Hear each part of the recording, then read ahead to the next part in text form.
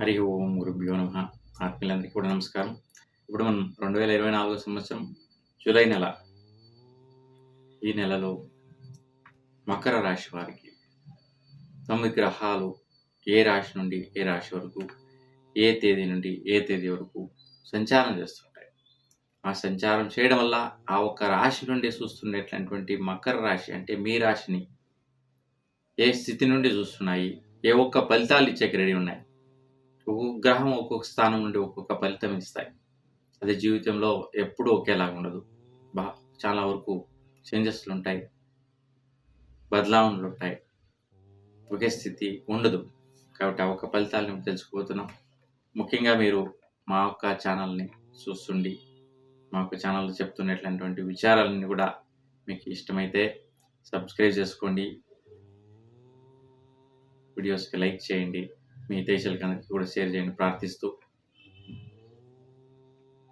మీ వ్యక్తిగతంగా మీ ఫ్యామిలీలో కావచ్చు, మీకు కావచ్చు, ఏ ఒక్క సమస్యలు ఉంటాయో అవన్నీ కూడా తెలుసుకోవాలంటే జాతకం ఉంటే కనుక వాట్సాప్ చేయండి, లేదంటే details, date of birth, time of birth, place of birth వీటిని స్క్రీన్ పైన కనిపిస్తున్నటువంటి ఫోన్ నంబర్ 9449309881 ఈ నంబర్కి వాట్సాప్ ద్వారా సెండ్ చేయండి. వాస్తు విచారం లేదని సమస్యలు ఇబ్బందులు ఉంటే కనుక ప్లాన్ ఉంటే, లేదంటే వాస్తు డీటెయిల్స్ ఏదైనా ఉంటే పంపించండి, లేదంటే ఫొటోస్ ద్వారా ఫలాని ఒక సమస్యలు ఉన్నాయా లేవా అని చెప్పేసి మీ ఫొటోస్ ద్వారా పంపించండి.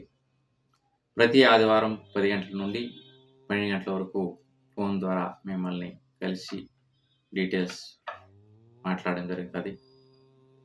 ఆ సమయంలో మీరు మీ సమస్యల గురించి తెలుసుకోవచ్చు, మీరు ఉన్న చోటు నుండి కూడా. ఇప్పుడు మకర రాశి వారికి మీ వైయక్తికంగా మీరు శ్రమ ప్రయత్నంతో ఏదైతే చేస్తున్నారో అవన్నీ కూడా మీకు మంచి ఫలితాలు చిక్కేటటువంటి సమయం. 6వ తేదీ తర్వాత ఒక రకంగా యోగాలు వస్తాయి, మంచి డెవలప్మెంట్స్, ఇండివిజువల్గా ఫైనాన్షియల్ స్టేటస్ వచ్చేటటువంటి సదవకాశాలు, శుభయోగం అని చెప్పచ్చు. ఎందుకంటే శుక్ర గ్రహం యొక్క దృష్టి 6వ తేదీ తర్వాత రాబోతుంది. 16 తర్వాతన సూర్యగ్రహం యొక్క దృష్టి సంచారం కటక రాశి నుండి రావడం కాస్త విశేషత. కానీ మీ రాశికి శని గ్రహంకి శత్రువు అయినా కానీ సూర్యుడు యోగకారకుడు, కార్యకారకుడు, వృత్తికారకుడు, ఇవన్నీ కూడా ఫలితాలు మంచిగా లభించే అవకాశాలు ఉంటాయి. బుధుని దృష్టి బాగుంది కాబట్టి ఇప్పుడు బుధ ఫలితాలన్నీ కూడా పొందగలగచ్చు. మీ శ్రమాలకు తగినట్లాంటి బిజినెస్, వ్యాపార వ్యవహారాలు, వహివాట్లు చేసుకునేట్ల సదవకాశం ఉంటుంది, ఇబ్బంది లేదు. ఫైనాన్షియల్ స్టేటస్ కూడా శ్రమ ప్రయత్నం కంటే ఎక్కువగా పొందేటటువంటి అవకాశం. ముఖ్యంగా 19 తర్వాత మీకు బిజినెస్ వ్యవహారంలో, భూమి వ్యవహారంలో, సెటిల్మెంట్ల వ్యవహారంలో, సేల్స్ వ్యవహారంలో, ఇవన్నీ కూడా పంటలు పైర్లు విచారముల వ్యవహారంలో ధన ప్రాప్తి యోగం కలిగేటటువంటిది ముఖ్యంగా కలుగుతుంది. ఇంకా ప్రయత్నాలు అయితే చాలా ఆలస్యం, లేటు, నిదానము, ఏం ప్రయత్నం చేసినా కూడా అవుతుండలేదు, జరుగుతుండలేదు, ఇవన్నీ అవుతుంటాయి. ఇంకా ఇంటి పట్ల విచారంలో అయితే 12వ తేదీ వరకు మంచి అభివృద్ధిదాయకమైన ప్రతిఫలాలు, పుట్టుత్వము, అభివృద్ధి, డెవలప్మెంట్స్ ఇవన్నీ జరుగుతాయి. 12 తర్వాత విద్యార్థులకు విశేషమైనటువంటి ఘనత, గౌరవం, స్థానమానాలు, లీడర్షిప్, మంచి పొజిషన్, మంచి అభివృద్ధి, డెవలప్మెంట్స్ ఇవన్నీ కూడా మంచిగా జరుగుతాయి, ఇబ్బందులు ఏముండవు. సుఖప్రాప్తి యోగాలు 6వ తేదీ వరకు మంచిగా ఉంటాయి. సో మిత్రుల స్థానంలో కొన్ని వ్యవహారాల్లో ఫైనాన్షియల్ కమిట్మెంట్స్ లాక్ అయ్యేటటువంటి సందర్భాలు ప్రారంభంలో ఉంటాయి. 6 తర్వాత అవన్నీ కూడా వదిలిపెట్టేటటువంటి విశేషతలు వస్తాయి.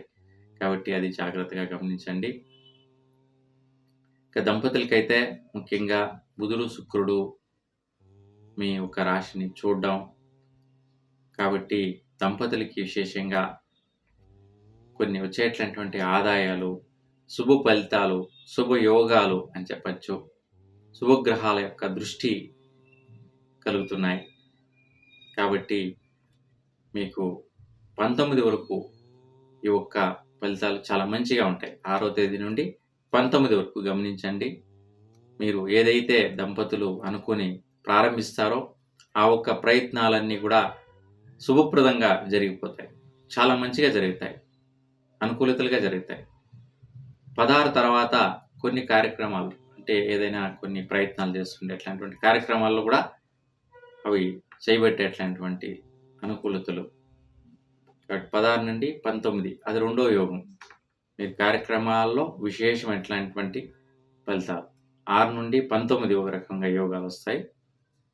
16 నుండి 19 ఆ 3 రోజుల్లో కొన్ని కార్యక్రమాలు చేయించేట్లాంటివంటి మహత్ యోగం దంపతులకొస్తాయి ముఖ్యంగా. ఇంకా ఆరోగ్యం పట్ల అయితే కొంచెం ఉష్ణానికి సంబంధించినట్ల సమస్యలు, 19 తర్వాత అలర్జీ రిలేటెడ్ శీత బాధలు, ఇబ్బందులు కలిగేట్లాంటి సమస్యలొస్తాయి. కాస్త జాగ్రత్త పడండి. సో, తులసి అష్టోత్తరం, మహావిష్ణువుకి చేయించుకొనొస్తే ఈ యొక్క బాధలు తొలగిపోతాయి. ఇంకా భాగ్యప్రాప్తి విచారంకొస్తే మీరు చేసేట్లాంటి వ్యవహారాలు, ఇన్వెస్ట్‌మెంట్‌లు లాక్ అయిపోతారనమాట. ఇబ్బందులు చిక్కేసుకుంటారు. 19 తర్వాత అయితే ఏ ఒక్క ఇన్వెస్ట్‌మెంట్ చేయొద్దండి. ఏ ఒక్క పంటలు పెట్టే ప్రయత్నం చేయొద్దండి. మకర రాశి వారు ముఖ్యంగా. ఏవోగా పని పాటు, భూమి వ్యవహారం, భూమి కొనుగోళ్ళు, ఇల్లు కట్టే ప్రయత్నం ఇదేది కూడా మీరు 19 తర్వాతన చేయొద్దు. దాదాపు ఒక నెల కాలం.